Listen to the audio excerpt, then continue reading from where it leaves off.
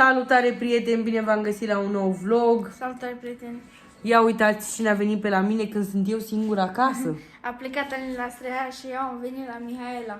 El a venit că e legagicul meu secret și a zis că abia așteaptă să plece Alin acasă, să vină, Da, să stea așa cu mine, să ne Și jucăm pe uite, PlayStation. Ioane, dar tu ne spui la Alin? N-am eu treabă, nu cunosc eu.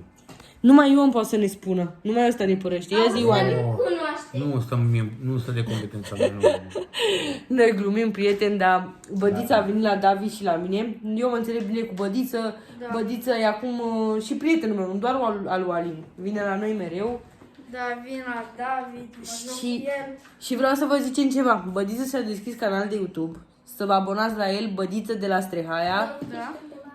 Și să-l ajutați și pe el să facă 1000 de abonați, că e foarte important să poată să facă abonații și să facă orele alea de vizionare, deci să vizionați și clipurile lui și să fiți cu ochii pe el. Da, prieteni, așa este. Știți că Bădiță este băiatul lui Tao, îl știți deja de la noi de pe filmări, că tot timpul filmează și e în prezența noastră. Ați văzut că ne face grătar acolo cu Mari, cu Tao, ne-a primit la el numai frumos, ne aștepta numai cu masa plină. Da, Da, deci, prieteni, ce să vă zic, am venit la Davidescu. Davidescu, ce faci? O joc GTA. GTA. Păi da, Suntem aici cu Ionuț, manivelă pe spate. Manivelă, ce zici? Johnny manivele aici pe spate, Mă i-am duc pus să și dau un lui telefon John în în Spania vlog. și după aia vin. În Spania? După la Spania.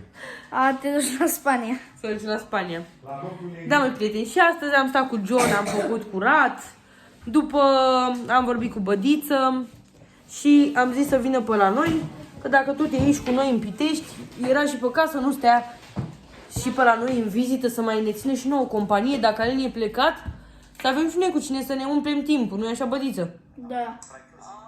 Și vezi că noi n-au voie să se audă alea sunetele pe fundal. Și azi n-am mai ieșit afară, v-am zis, am rămas să facem curățenie, am stat E cu un pic John. David răcit. Da, e un pic David răcit, e pe tratament, Trebuie să treacă. dar Și ieșim e și mai noi bine. în parc. Păi da, după ce se face bine, ieșim și în parc, dar acum am zis să nu-l mai scot pe David, Da. să-l țin în casă zilele astea, o zi, două, ca să poată și el după să meargă la școală, că așa dacă mai alergă prin parc, vă dați seama, transpiră și îl întoarce înapoi răceală. Mă duc să-mi pun și eu un pic suc. Du-te și pune-ți tu suc. Și v-am zis, prieteni, eram aici cu Bădiță, am zis să-i fac și lui contul de YouTube, că de mult vrea să se apuce și el, dar n-a avut ocazia. Adică am mai filmat cu noi, am mai avut un canal de YouTube și a pierdut parola de la el, am făcut altul. Dar mai bine așa, am luat-o de la capăt, facem unul nou și când va ajunge Alin și Leo, vor filma și ei împreună cu Bădiță, pentru că Bădiță este nepotul lui Leo, v-am zis, este băiețelul lui Tao. Și este cu noi, cu șatra, tot timpul, așa că are multe să vă arate și filmăm împreună de acum încolo. Da, prieteni. Mai ales că vine des și la David, fac amândoi vloguri și vedeți ce se întâmplă și vă țin la curent cu ce se întâmplă și în șatra de la Strehaia, că Bădiței de la Strehaia, mai merge și la Strehaia, mai vine și la Pitești. Stai că spune mamă. Și e tot timpul... Johnny, ce faci? Ia vină Johnul. Johnny Manivel. Vine aici pe vlogul lui Bădiță. Să vorbești și la el. Și v-am zis, John e foarte supărat că au plecat acasă Alin și Leo și nu l-au luat și pe el. Ion are impresia că patroana ascunde ceva, vreun galben de el, dar nu l-a luat acasă. Johnny, să nu umblă patroana la galbenii tăi. Și eu cred că umblă la galbenii lui, sincer. Păi de-aia cred că nu l-a luat. Da. Ce faci Ioane în situația asta? Umblă și eu, dacă n-ajung acasă și văd, gata, am umblat. Mai faci față în situația asta? Păi știi unde le-ai Te ascuns? umblă la galbenii tăi și umbli și tu la galbenii ei. Păi da, așa e. Deci, prieteni, patrona intră, face manevre la galbenii lui Ion. Da, sigur Lui face. Ioane Dilea. Lui Ioan Dileaua. Și când plece Ion acasă, Dileaua Nu, caută Johnny Manivel. unde-s galbenii mei. Da, eu cred că Ion a luat țeapă, dar depinde, să vedem. Ion poate să ne lămurească în situația asta. Eu sper totuși că n-a umblat la galbenii lui Ion, că este belea mare.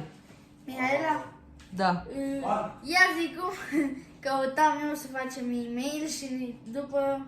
Doamne, a fost bătaie mare de cap până am făcut canalul lui Bădiță, pentru că nu înțelegeam. Bădiță și-a cumpărat un telefon nou și a luat și un număr nou de telefon și făcuse deja un e-mail. După când vreau să-i creez eu adresa de e-mail să-i fac canalul de YouTube, îmi zicea că numărul a mai fost folosit, că mai există un e-mail. Până am găsit eu e-mailul, a fost bătaie mare de cap, dar într-un final am reușit să-i facem canalul și canalul se numește Bădiță de la Strehaia, nepotul lui Leo. Deci să vă abonați la el și să fiți pe fază. Ce să zicem, Leo ne-a lăsat la greu, plecă. Păi a plecat o zi, două acasă, ce poate să se întâmple o zi, două. Vine repede. Am mers și la casă să o ducă pe patroana, pe mama lui, că îți dai seama, ai văzut când a venit la el la spital, a venit cu trenul. Da. Și era țin să meargă înapoi iarăși tot cu trenul. Câte minute avem? S-a dus 6, s-a dus Alin să o ducă și... Până 20. Se ducă un trandafir, un buchet de flori lui Anca. Da, Și i-a dat Dar mie că Anca cred că le-a aruncat la tomberon. Și ce să vedeți? A ajuns Leo în camera lui Anca. Și Anca la buchetul și bum, bum, Asta e soarta, se mai întâmplă. în cap i-a dat.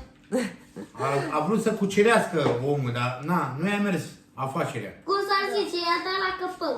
Deci Dana l-a lăsat pe Leo, ce să vă zicem. Nu știu, Bădiță, subiectele astea nu mă bag. Da, nu ne băgăm pentru că nu este de competența noastră să Ia credem. zic cu Olga, ce mai te disperă la Olga nu face avem- scandal după scandal, nici despre Olga nu vreau să vorbesc, Nu se că aude ea așa ceva. nu mai sunt prietenă cu Olga, am terminat orice prietenie cu Olga. Dacă i-am băut țuică, de aia nu mai sunt. Bine a făcut Ion că i-a băut țuica, bravo, Pare rău Ioane, că ne-am luat toată băutura. te Olga, felicit că ai băut mie țuica. necaz că nu ți-am băut toată băutura. Deci Ion a fost la apartamentul patroanei și Olga a lăsat ascunse acolo 2 sticle de whisky pe care Ion l-a radiat. Da. Au fost de parcă n-ar fi Ori pun la existat. papir, ori mai pun Pe la bune papir. Ioane, le-ai băut? Nu, una. Le-a băut pe toate. Bravo, Ioane! Te Bravo, felicit! John Manivelă! Deci, Johnny, mami. aici chiar îl felicit pe Ion, pentru că, Johnny. într-un fel, i-a dat o lecție lui Olga. I-a băut sticlele de whisky și Olga ținea atât de mult la ele și le ținea ascunse, dar Ion a rezolvat problema. Să mai țin ascuns. Acum sunt ascunse definitiv. Nu o să le mai găsească Ascunse niciodată. și băute de Ba da, o să mă duc eu la Olga și să caut în tot apartamentul. Da, și da, o da. să le găsesc. Păi n-ai ce să mai găsești, că găsești doar sticlele goale care le-a lăsat Ion. Care le-a aruncat pe coanea la gunoi. Auzi, le-a aruncat și pe alea, deci nu mai nimic. E rezolvată problema până la capăt. Altfel Ce le să găs- mai zicem, mai prieteni? le Ăsta a găseam fost Mica. vlogul nostru, să vă abonați la Bădiță și ne Pe mai câte vedem minute avem? 8. Poți să pui vlogul acum. Ne vedem mâine sau poimine, vedem când mai trece Bădiță pe la noi. Da, Că mâine s-ar putea prieteni, să plecăm ia de să mai puțin până filmez la și București. eu să mai vorbesc. Iar Deci, prieteni, ce să vă zic, am venit aici la Davidescu cu...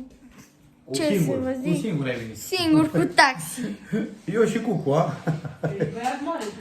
Păi da, pot să vin, că pot să mă descurc. Îmi trimiți locația și o să mă descurc eu. da, Bădiță chiar e deștept, te descurcă vine cu taxiul. Mă descurc, vin cu taxiul, da, prieteni, ce să vă zic. Asta a fost situația. Pentru că suntem cu John. Ce faci, John? Îi fumezi? Ba da, ai voie pe YouTube. Ai voie. John Manivelă, Dar trage ai voie din dacă țigare. și soțită un Ia uitați pe tache, a lăsat-o Alin și eu am venit la ea. Da, prieteni, vedeți? Dovădiți are Eu 12 tot n-am rămas singur, am rămas cu Bădiță. Ca să vă arăt. Ce să zic, mai prieteni, haideți să vă pupăm și ne vedem mâine, poimine, poimine. vedem când ne mai întâlnim cu Bădiță Da. și filmăm din nou un nou vlog sau poate mâine dacă nu-i Bădiță cu noi, Da. filmează și singur, că trebuie acum în fiecare zi să postez pentru prietenii Ieși tăi. în oraș, te duci în Ca- oraș. Le Mă arăt ce ies în faci, ce oraș. gătește Mari, Da. ce faceți voi pe acolo. Da, da, uite că să-mi iau, cred că îmi iau și eu un trepiat, că nu pot să-l țin. Păi da, îți Așa. comandăm un trepied, cum să nu. Sau cred că am eu un trepied dincolo și să-l dau pe ăla. Care? Da, stai Unde? că cred că chiar am, stai așa. Deci, prieteni, ce să vă zic, când merg pe centru, o să vă filmez foarte bine. Da, foarte Prieteni, cu, Hai și filma. poate ies cu John Manivelă și prietenii Eu te asta filmez, că am eu te fost. filmez. Tu mă filmezi, tu ești cameramanul meu. Da, acolo cât vrei și Să vezi că fac de 2 ori filmul ăla. Da, prieteni, ce să vă zic, asta este situația pentru care am venit la Mihaela, nu la Tache. Deci, prieteni, o să revenim mai târziu. Hai, pa, pa!